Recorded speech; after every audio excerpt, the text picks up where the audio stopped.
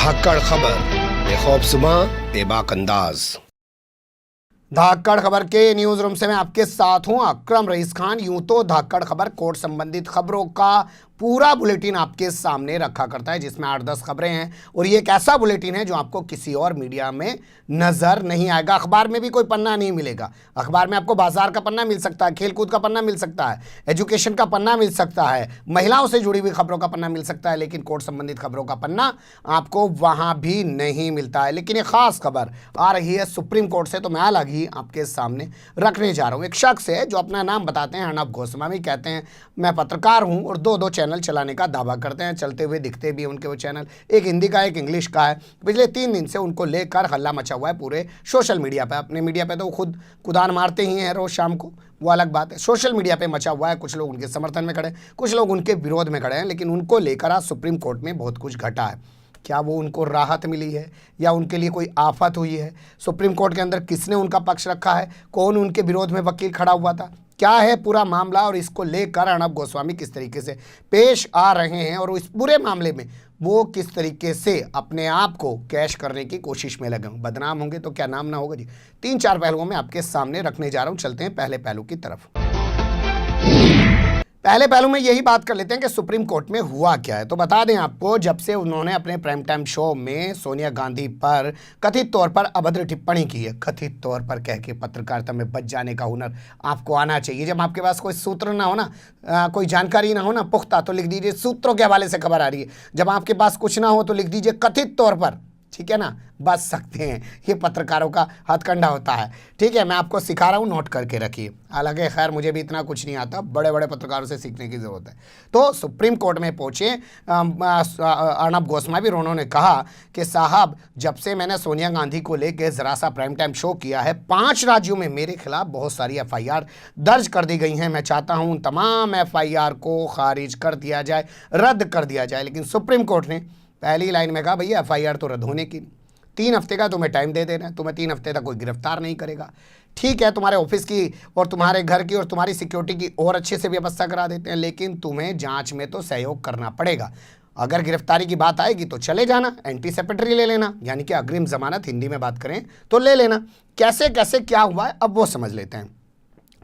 तो इनकी तरफ से जो पक्ष रखा उसको जानने से पहले भी आपको ये जान लेना चाहिए कि सुप्रीम कोर्ट में किन जज साहिबान ने इस मामले को सुना। जस्टिस DY चंद्रचूड़ और जस्टिस MR शाह की बेंच ने इनके मामले को सुना। इनकी तरफ से पूर्व अटॉर्नी जनरल, भाई छोटा मोटा आदमी थोड़ी है, अर्नब गोस्वामी है, अटॉर्नी जनरल इस वक्त का भी लगा सकती थी सरकार वेणुगोपाल साहब को। हालांकि उनको काफ़ी टाइम से पता नहीं कहाँ गायब कर रखा है। सॉलिसिटर जनरल जो है तुषार मेहता, क्योंकि गुजराती है, हर जगह हर केस में उसी को लगा रखा है। तो यहाँ पे मुकुल रोहतगी, पूर्व अटॉर्नी जनरल साहब जो हैं वो पहुँच गए। एक वकील और भी थे इनके सपोर्ट में, मिस्टर भटनागर, अर्नब गोस्वामी के, वो दोनों पहुँच गए। उन्होंने जाके वहाँ पे अपनी जो दलीलें रखी, अर्नब का जो पक्ष रखा और उसमें जो चीज़ कहा वो थोड़ा सा मैं आपके सामने रखने की कोशिश करता हूं। इन्होंने कहा कि जो सवाल उठाए गए हैं वो सवाल उठाने का इन्हें अधिकार है, ये पत्रकार हैं, ये सवाल उठा सकते हैं। तो इन उस सवालों के बाद इन पे जिस तरीके के हमले हुए हैं, इनको सुरक्षा दिया जाना, इनकी सुरक्षा सुनिश्चित करना काफ़ी ज़रूरी है। कोर्ट को इस पर ध्यान देना चाहिए, क्योंकि अर्नब ने पालघर की घटना पर सवाल उठाते हुए वहां की पुलिस पर सवाल खड़ा किया था, ना कि सोनिया गांधी पर सवाल खड़ा किया था। लेकिन कांग्रेस के कार्यकर्ताओं ने कहा कि इन्होंने सोनिया गांधी पर सवाल खड़ा किया है। और जितनी तमाम FIR दर्ज हुई हैं, ये पूर्व अटॉर्नी जनरल मुकुल रोहतगी, शब्दशः नहीं पढ़ रहा हूं मैं, लेकिन बराबर आप समझ के चलिए, उन्होंने कहा जितनी भी FIR दर्ज हुई हैं वो तमाम की तमाम FIR कांग्रेस के लोगों ने ही दर्ज कराई हैं और कांग्रेस शासित राज्यों में ज़्यादातर ये FIR दर्ज हुई हैं। तो ऐसे में इनको सुरक्षा दिया जाना, सुनिश्चित करना ज़रूरी है। अब इसके जवाब में कपिल सिब्बल जो महाराष्ट्र सरकार की तरफ से पेश हुए, आपको बता दें पालघर महाराष्ट्र में ही पड़ता है, तो पालघर को लेके स्टोरी चलाई गई थी, ये डिबेट किया गया था। तो पालघर के मामले में महाराष्ट्र सरकार ने अपना वकील कपिल सिब्बल को बनाया। तो कपिल सिब्बल ने कहा कि इतनी जल्दी क्या है भैया FIR रद्द कराने की, FIR का सामना करो, जांच का सामना करो, दूध का दूध पानी का पानी हो जाएगा, जो गलत होगा वो सामने आ जाएगा। रद्द क्यों कराना चाहते हो आप? तो लोगों को जहरीली तौर पर भड़का के सांप्रदायिक दंगे की आंख में, हिंसा की आंख में झोंकने की पूरी कोशिश में लगे हो। इस तरीके की सख्त टिप्पणी उन्होंने कही। और FIR दर्ज कराने की हड़बड़ी क्या है? तो कोर्ट का वो पक्ष आ गया, मुकुल रोहतगी का पक्ष आ गया, अब ये पक्ष आ गया कपिल सिब्बल का।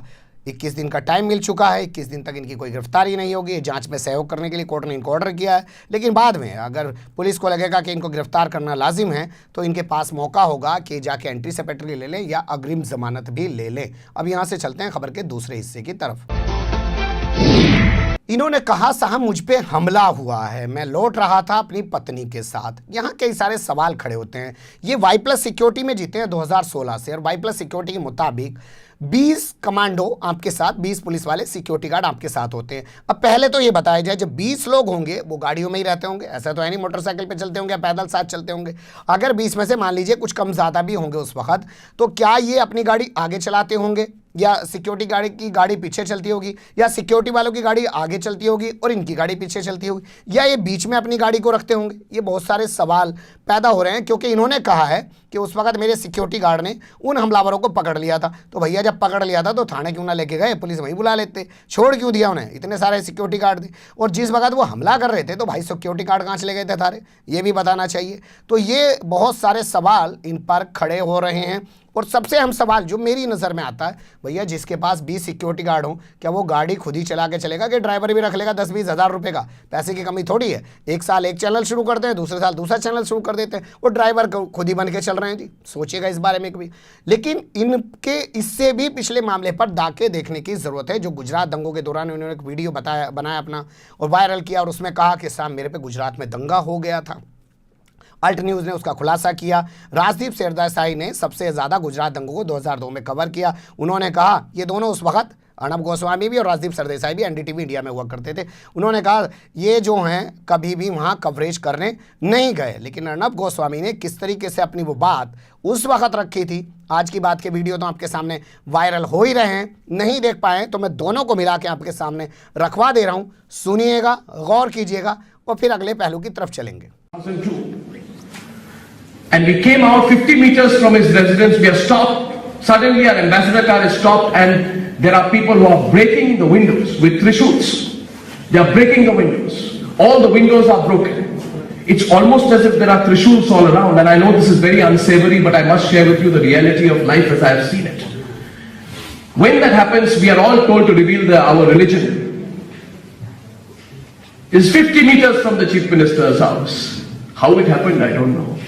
We said we are journalists. No, what is your religion? What is your religion? And thankfully, let me tell you, there was nobody from a minority community with us. But one of our people, we had our identity cards, press cards. My driver did not have a press card. And I was sitting in the front. I have an obsession with sitting in the front seat. I looked to my right and I can see the look on my driver's face. When people talk about secularism, I have seen hate from up close. And I know that group of people could have killed him. He had a tattoo, he put a Hey Ram or something on his, like, it's not a tattoo, it's actually just the imprint that you put, which stays with you. He showed that and we walked out. उन्होंने करीब 1 minute तक वो गाड़ी के खिड़की को मारते रहे, मगर कोई उसमें इम्पैक्ट नहीं हुआ। और थोड़ी मैंने दूरी पे जब मैं आगे बाइक को छोड़ के मैं जब आगे निकला तो मैंने पीछे देखा कि मेरे जो सिक्योरिटी थे उन्होंने उनको रोका है। तो मैं घर पहुंचा, जल्दी से मैं घर पहुंचा, राइट टर्न करके मैं घर पहुंचा।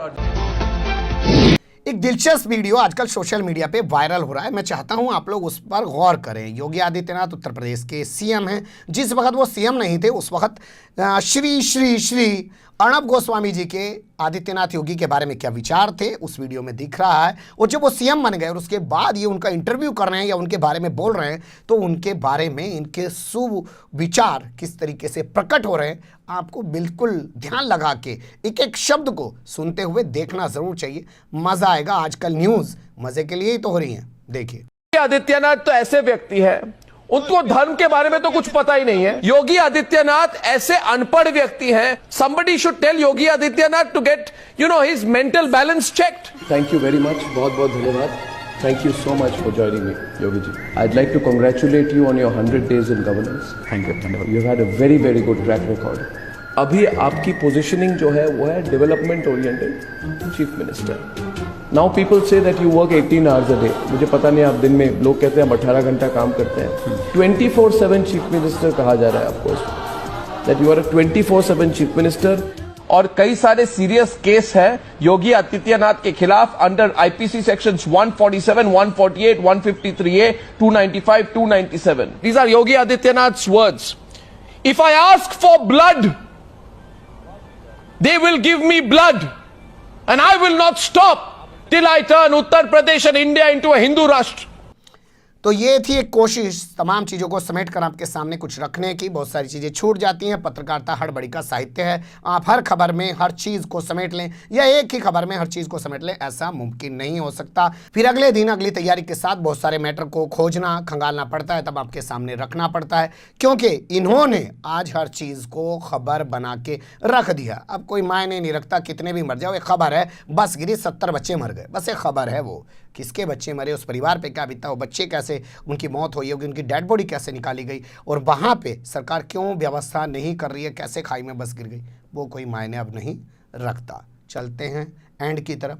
जो भी आपकी राय हो कमेंट्स के रूप में आप लोग अपनी राय दे सकते हैं। खबर को लाइक कर सकते हैं, चैनल को सब्सक्राइब कर सकते हैं और ज़्यादा से ज़्यादा हमारी खबरों को शेयर कर सकते हैं। फिर ऐसे ही किसी सुलगते हुए या उलझते मुद्दे लेकर मैं आपके सामने हूँगा हाजिर। फिलहाल अभी मुझे दें इजाज़त।